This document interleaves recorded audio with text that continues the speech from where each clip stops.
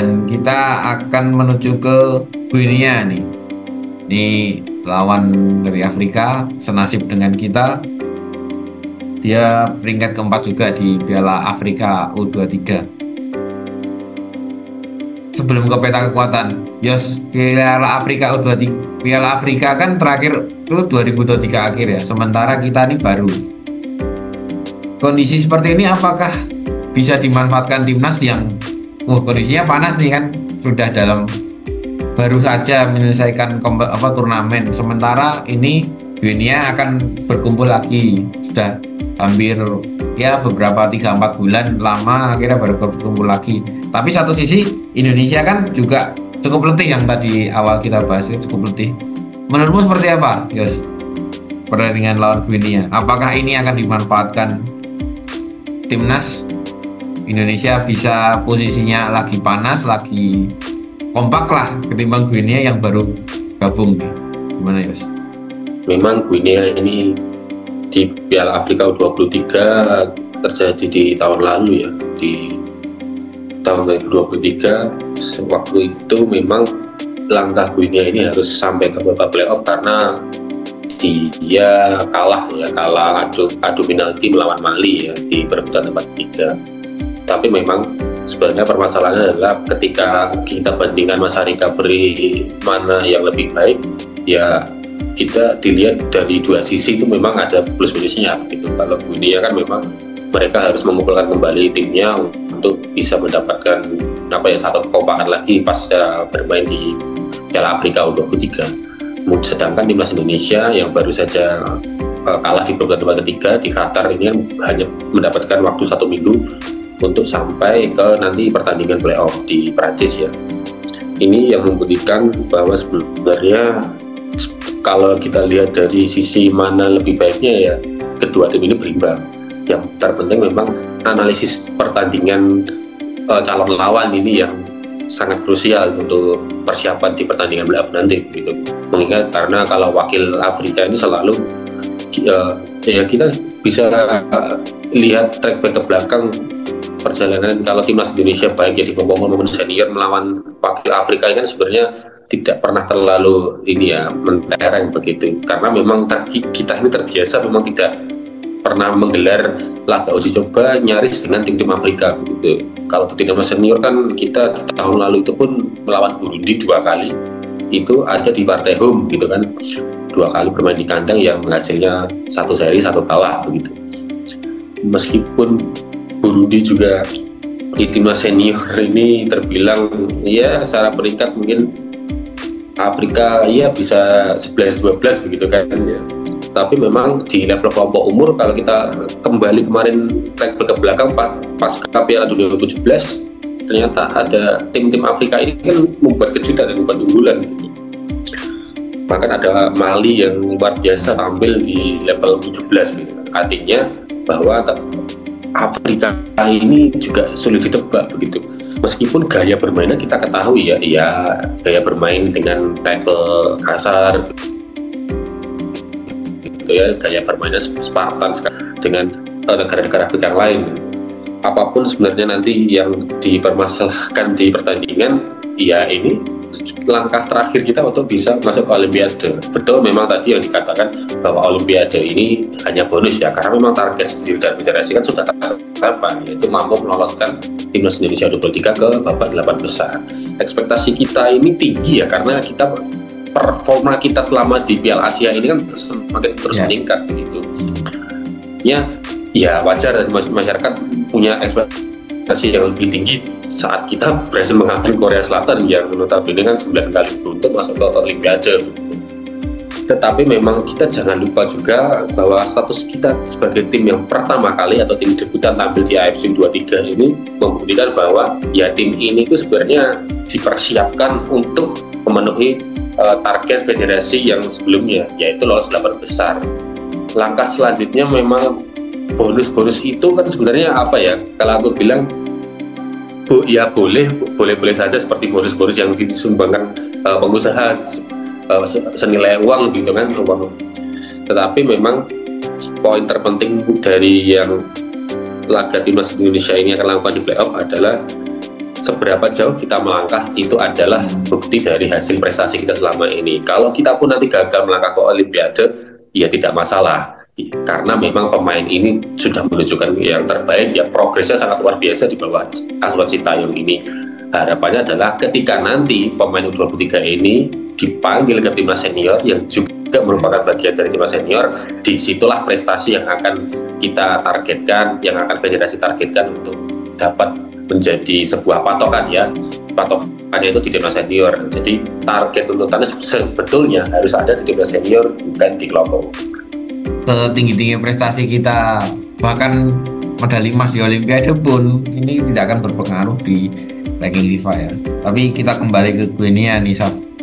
Guinea ini wah, memang kalau dilihat dari pemain-pemainnya mengerikan ya.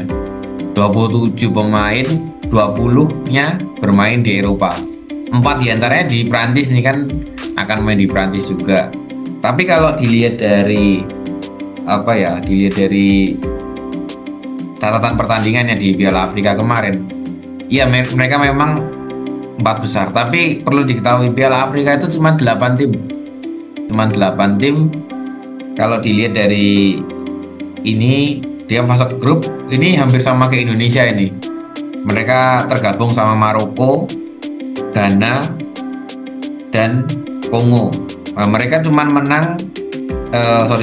menang sama Kongo 3-1, kalah dengan Maroko, terus imbang lawan Ghana. Kemudian di semifinal kalah sama Mesir, terus perebutan 3-4 kalah dari Mali. Dari 5 pertandingan, mereka cuma main 5 pertandingan ya, sampai ke akhirnya perebutan 3-4, main ke 5 pertandingan itu mencetak 5 gol dan kebobolan 5 juga. Jadi sebenarnya kayak nggak sinkron ya antara wah serem nih 20 pemain main di Eropa, tapi statistiknya sebenarnya nggak bagus-bagus amat. Tapi kamu melihat ciri khas tim-tim Afrika, ya tahu sendiri ya, kalau sebenarnya ini bisa dibilang mainnya agak ya mengandalkan fisik, mengandalkan itu. Sementara kita agak lemah ya dari sisi fisik. Menurutmu kita harus mengincar sisi apa melawan tim Afrika yang macam Guinea ini? Menarik untuk melihat calon lawan yang wow gitu ya. Wow. Lalu kalau dilihat secara performa kayaknya timnas Guinea ini juga ya tidak terlalu cukup bagus itu kalau dilihat dari statistik dan catatan. Tapi kalau dari komposisi squad ya mereka wow, betul ya. Coba dibandingkan dengan sebagian besar komposisi timnas Indonesia U23 itu kan ya kebanyakan main di Liga 1 ya. Mungkin yang di luar hanya beberapa. Nah, dan itu pun belum juga main di divisi 1 gitu ya.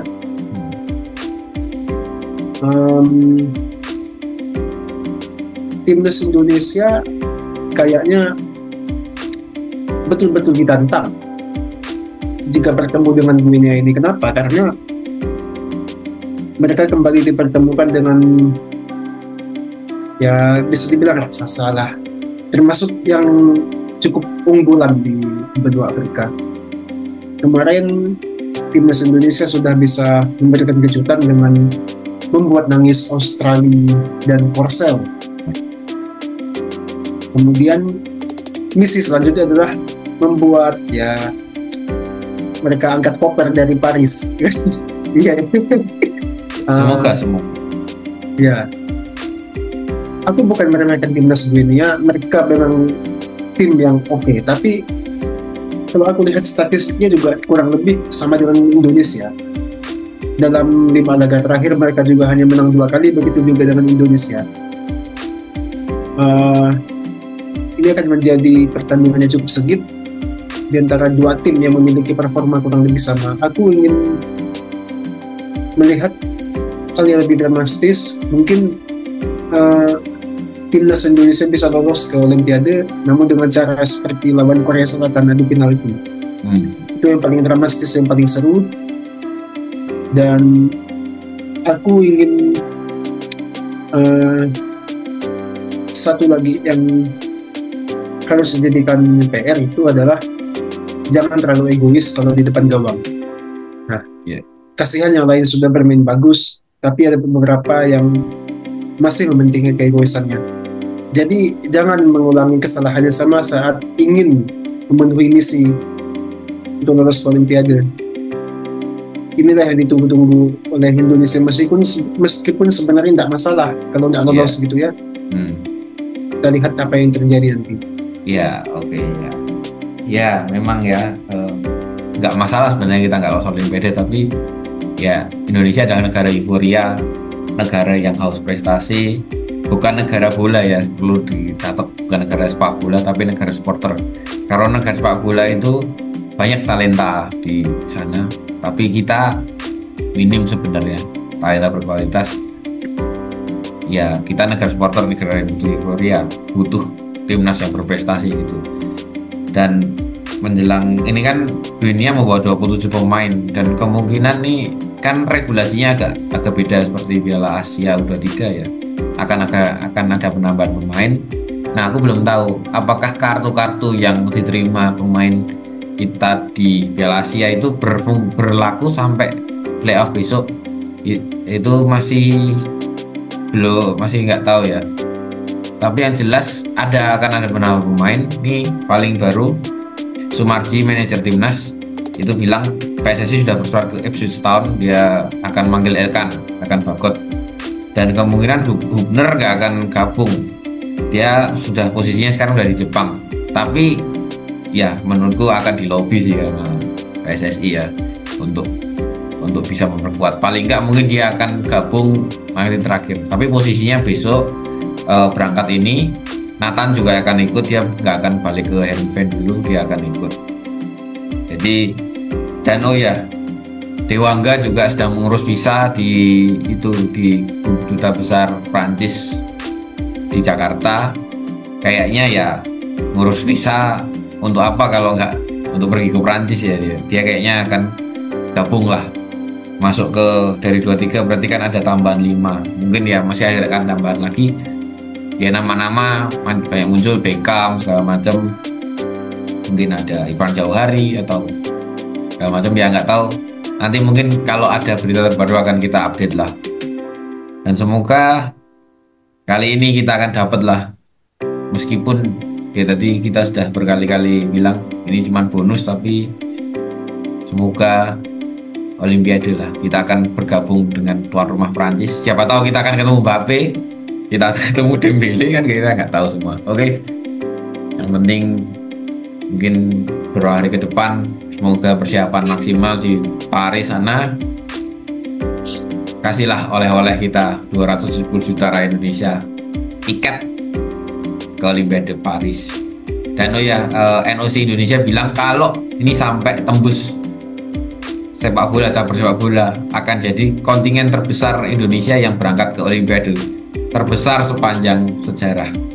Mudah-mudahan itu tercipta, dan tetap terus pantengin GR Bola untuk kabar-kabar pembahasan soal timnas Indonesia berikutnya.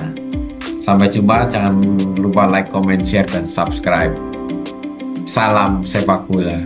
Ciao. Vamos Garuda. Garuda mendunia.